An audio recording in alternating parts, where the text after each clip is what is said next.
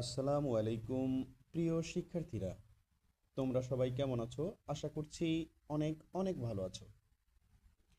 আমরা changing sentence শিখছিলাম, তারই ধারাবাহিকতায় আজকে আমরা শিখব অ্যাসার্টিভ বাক্যগুলোকে আমরা কিভাবে ইম্পারেটিভ সেন্টেন্সে রূপান্তর করতে পারি। তাহলে চলে আসো, আমরা এখন রুল 1 এটা শিখি। তোমরা অ্যাসার্টিভ সেন্টেন্সটার দিকে লক্ষ্য করো। এখানে অ্যাসার্টিভ সেন্টেন্সটাতে আমরা বলেছি ইউ ডু ইট নাও। খেয়াল করেছো? এটাকে যখন ইম্পারেটিভ করেছি তখন আমরা লিখেছি কি দেখো, ডু ইট নাও। তাহলে এটা কিভাবে করলাম? এটা অ্যাসার্টিভ সেন্টেন্সটিতে যদি সাবজেক্ট হিসাবে ইউ থাকে তাহলে ইম্পারেটিভ করার সময় ইউটা উঠে যায়। তোমরা লক্ষ্য করে দেখো, আমরা অ্যাসার্টিভের ইউটাকে বাদ দিয়ে শুধুমাত্র ডু ইট নাও লিখেছি এবং ইম্পারেটিভ করেছি। তাই আমরা নোট দিয়েছি কি, যে ইউ থাকলে অ্যাসার্টিভ সেন্টেন্সে সেটা কি হবে, ইম্পারেটিভ করার সময় উঠে যাবে। তাহলে এবার চলে আসো, আমরা 2 নম্বর রুলসটিতে চলে আসি। 2 নম্বর রুলসটির জন্য আমরা যে সেন্টেন্সটি লিখেছি সেটা তোমরা একটু লক্ষ্য করো। লিখেছি আমরা ইউ শুড গো দেয়ার। তোমরা যদি লক্ষ্য করে দেখো, এটার ইম্পারেটিভ আমরা কিভাবে করেছি, গো দেয়ার। এখানে তুমি দেখো অ্যাসার্টিভ সেন্টেন্স থেকে আমরা ইউ এবং শুড এই সাহায্যকারী ভার্বটা বাদ দিয়েছি, ঠিক না? আসলে নিয়ম হলো এটাই, যদি অ্যাসার্টিভ সেন্টেন্সের ইউ এবং সাহায্যকারী ভার্ব থাকে, ইম্পারেটিভ করার সময় ইউ এবং সাহায্যকারী ভার্বটা উঠে গিয়ে বাকি অংশটা লিখলেই আমরা কি করতে পারবো, ইম্পারেটিভ করতে পারবো। সেটাই আমরা নোট হিসাবে এখানে দিয়েছি, ইউ এবং সাহায্যকারী ভার্ব মানে হেল্পিং ভার্ব উঠে যাবে। অ্যাসার্টিভ সেন্টেন্সের ইউ এবং সাহায্যকারী ভার্ব কি হবে, উঠে যাবে। এবার চলে আসো, আমরা 3 নম্বর রুলসটিতে চলে যাই। 3 নম্বর রুলসের সেন্টেন্সটি তোমরা একটু লক্ষ্য করে দেখো। আমরা এখানে কি লিখেছি, you should not take it. এখানে তোমরা লক্ষ্য করে দেখো, আমরা ইম্পারেটিভ করেছি কিভাবে, ডু নট টেক ইট অথবা ডোন্ট টেক ইট। কেন এটা হলো?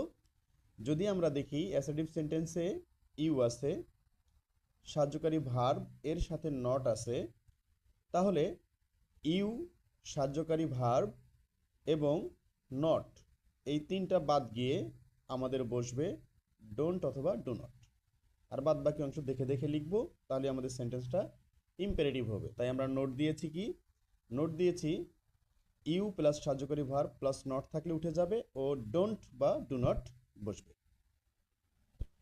এবার চলে আসো অ্যাসার্টিভ টু ইম্পারেটিভ সেন্টেন্সের 4 নম্বর নিয়মটিতে।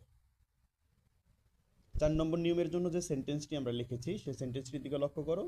আমরা লিখেছি you should always help the poor, এবং ইম্পারেটিভ করেছি কিভাবে, always always help the poor. তোমরা লক্ষ্য করে দেখো, আমরা ইউ এবং শুড এই সাহায্যকারী ভার্ব বাদ দিয়েছি, অ্যাডভার্ব থেকে বাকি অংশ লিখেছি। এটাই হচ্ছে নিয়ম। যদি অ্যাসার্টিভ সেন্টেন্সে ইউ, সাহায্যকারী ভার্ব তারপরে অ্যাডভার্ব থাকে, তাহলে ইউ এবং সাহায্যকারী ভার্ব বাদ দিতে হবে, অ্যাডভার্ব থেকে বাকি অংশ লিখলেই আমাদের সেন্টেন্সটি ইম্পারেটিভ হয়ে যাবে। সেজন্য আমরা নোট দিয়েছি ইউ প্লাস সাহায্যকারী ভার্ব প্লাস অ্যাডভার্ব থাকলে ইউ প্লাস সাহায্যকারী ভার্ব উঠে যাবে। আশা করি তোমরা খুব সুন্দর করে বুঝতে পেরেছো। এবার চলে আসো অ্যাসার্টিভ টু ইম্পারেটিভ সেন্টেন্সের 5 নম্বর রুলসটিতে। কয় নম্বর রুলস বলো তো? 5। তাহলে আমরা সেন্টেন্সটি লক্ষ্য করি। আমরা এখানে লিখেছি আই রাইট এ লেটার। কি লিখেছি বলো? I write a letter. এখানে দেখো, আমরা এবার সাবজেক্ট ইউ থেকে বাদ দিয়ে অন্য পার্সন থেকে সাবজেক্ট নিয়েছি। তার মানে যদি ইউ বাদে অন্য কোনো পার্সন থাকে তাহলে আমাদের ইম্পারেটিভ করতে শুরু করতে হবে লেট দিয়ে, এবং এই সাবজেক্টটির অবজেক্টিভ ফর্ম ব্যবহার করতে হবে। আর বাদ বাকি অংশ দেখে দেখে লিখলেই আমাদের সেন্টেন্সটা কি হয়ে যাবে, ইম্পারেটিভ হয়ে যাবে। এই কারণেই আমরা লিখেছি let me write a letter. তাহলে নিয়মটা কি, ইউ বাদে অন্য কোনো পার্সন সাবজেক্ট হিসাবে যদি থাকে তাহলে আমরা লেট দ্বারা শুরু করব এবং ওই সাবজেক্টটির অবজেক্টিভ ফর্ম ব্যবহার করব এবং বাকি অংশ দেখে দেখে লিখলেই আমাদের সেন্টেন্সটি ইম্পারেটিভ হয়ে যাবে। সেটাই আমরা নোট হিসাবে এখানে দিয়েছি। এবার চলে আসো অ্যাসার্টিভ টু ইম্পারেটিভ সেন্টেন্সের রুল 6-এ। কোথায় বলো তো? আমরা এবার আসি রুল 6-এ। রুল 6-এ আমরা কি দিয়েছি দেখো, আমরা নেগেটিভ সেন্টেন্স দিয়েছি I do not write a letter. যদি ইউ বাদে অন্য কোনো সাবজেক্ট থাকে এবং সেটা যদি নেগেটিভ হয় তাহলে আমাদের কিভাবে করতে হবে সেটা আমরা এখানে দেখিয়েছি, লিখেছি let me not write a letter. তার মানে লেট নট ব্যবহার হবে যদি আমাদের ইউ বাদে অন্য কোনো পার্সন যুক্ত সাবজেক্ট যুক্ত সেন্টেন্সটি না বোধক হয়, তাহলে আমাদের সেটার জন্য কী ব্যবহার করতে হয়? Let not. তবে এখানে উল্লেখ্য এই আইটা তো প্রোনাউন, প্রোনাউন হলে লেট নটের মাঝখানে আমাদের প্রোনাউনটির অবজেক্টিভ ফর্ম ব্যবহার হয়। আমরা সুন্দর করে নোটে সেটা বলে দিয়েছি। এবার তোমরা চলে আসো সর্বশেষ নিয়মটিতে।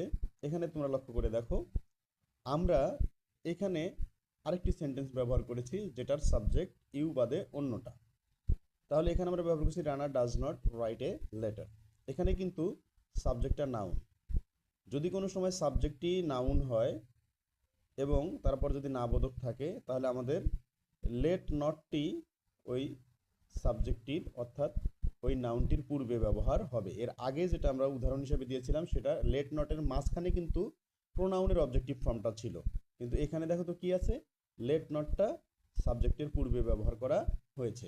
এটাই আমরা এখানে নোট হিসেবে দিয়েছি যে নাউন থাকলে লেট নট নাউনের পূর্বে বসবে। নাউন থাকলে লেট নটটা কোথায় বসবে? নাউনের পূর্বে বসবে। আশা করছি ভিডিওটি তোমাদের অনেক ভালো লেগেছে এবং তোমরা অনেক কিছু শিখতে পেরেছো। ভিডিওটি ভালো লাগলে লাইক কমেন্ট শেয়ার করবে এবং আমার চ্যানেলে নতুন হলে সাবস্ক্রাইব করবে। ভালো থাকো, আল্লাহ হাফেজ।